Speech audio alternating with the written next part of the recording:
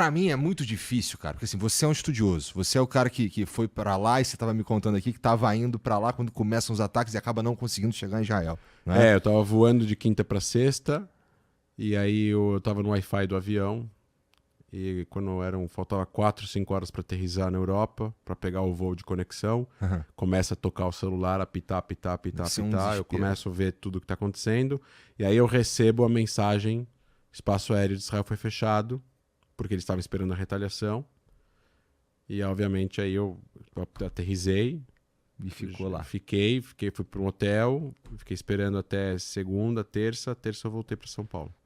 É que, então, aí você como esse cara que tá sempre ali tá vivendo isso, você vive isso, você estuda isso, essa é o que você faz. Você tem informações e percepções que, putz, cara, chegam pra gente aqui de um Não, eu jeito entendo isso. completamente Eu entendo. diferente e talvez enviesado, acho que na verdade chega de fato enviesado, e eu tenho dificuldade em afirmar muita coisa sobre esse conflito especificamente, sabe? Porque ele entra num campo político aqui que é de interesse de quem está disseminando informações, tanto de um lado quanto do outro, que a opinião fique. É difícil, de fato, entender o que está acontecendo, o que é fato, o que é verdade lá. Por exemplo, quando teve, logo depois lá do primeiro ataque do Hamas, que, Israel bombardeou um hospital. Aí vem a informação, não, quem bombardeou o hospital foi o Hamas. Aí depois, não, quem bombardeou foi Israel. Aí tu fica, tu vai pesquisar isso e tu tem dificuldade de entender o que é verdade mesmo no fim das contas, né? E, pra mim é assustador, em primeiro lugar, porque quando você não tem acesso à informação do que realmente está acontecendo, porque há uma manipulação na forma como essa informação chega, como é que eu vou saber o que está acontecendo de verdade para que eu possa formar uma opinião isenta, no fim das contas? Então, não tem informação livre saindo de Gaza, onde tem o Hamas controlando, porque o Hamas é uma ditadura e não tem liberdade de imprensa. Ponto.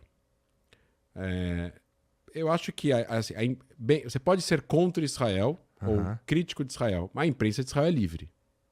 Tem imprensa anti-Israel dentro de Israel. Tem que ler ela também. Tem a Al Jazeera dentro de Israel, apesar do Qatar não ter relação com Israel. Agora não sei porque eles fecharam por um tempo. Mas assim,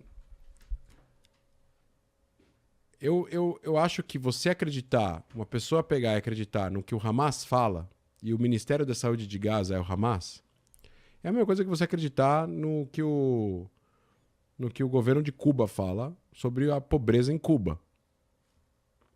Qual é o compromisso e os pesos e contrapesos que eles têm para falar a verdade?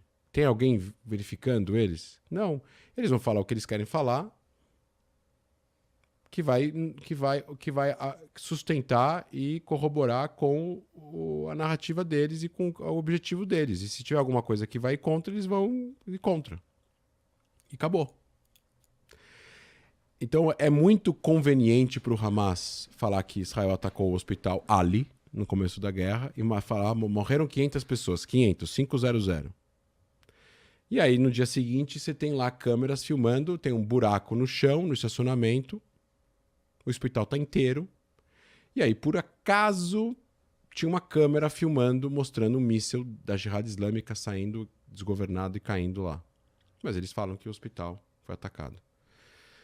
Isso é muito comum entre o Hamas e a Jihad Islâmica em Israel há muito tempo. Não é a primeira vez. E é óbvio que aqueles que são contra Israel vão usar isso, mesmo sabendo que isso é falso.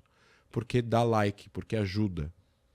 Fica retroalimentando o ódio, fica retroalimentando, olha como Israel é malvado. De novo, ninguém gosta de guerra, Igor. Eu não gosto de guerra, ninguém gosta de guerra. Quem dera a gente não precisasse gastar bilhões de dólares em guerras no mundo inteiro e a gente pudesse fazer só investimento em educação, cura do câncer ou qualquer outro investimento que pudesse levar a humanidade num lugar melhor. Mas ela está aí.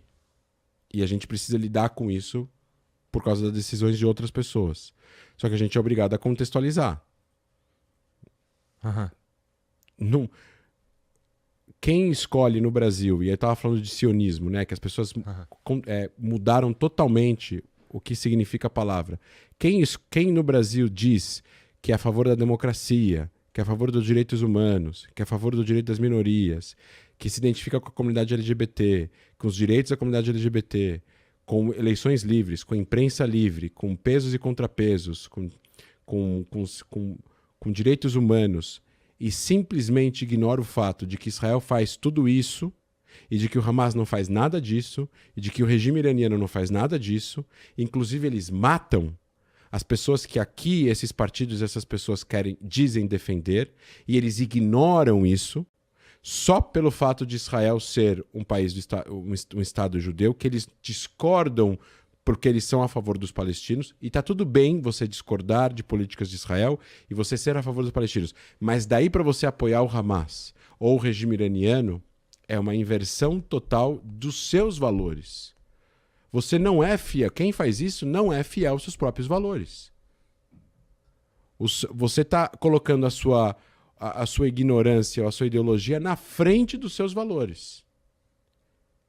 Então, isso significa que você não é real, que você está sendo falso com os seus eleitores e com você mesmo. Entendi. Esse é o problema da política no mundo.